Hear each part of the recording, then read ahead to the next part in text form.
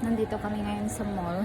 So kami naglalakad-lakad lang after namin pumunta dun sa Czech Republic. So wala naman kaming pambili. So magtingin-tingin na lang kami. Katulog ako sa sasakyan ay sa biyahe. Tingnan niyo dito ng ano. Look at this. Ayan.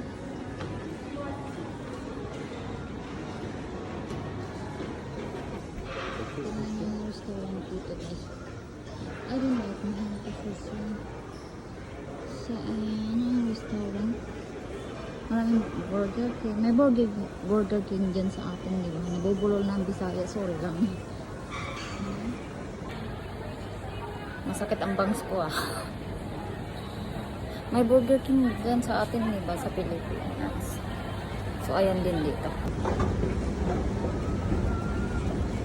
Malaking mall to dito sa Bells Cabela.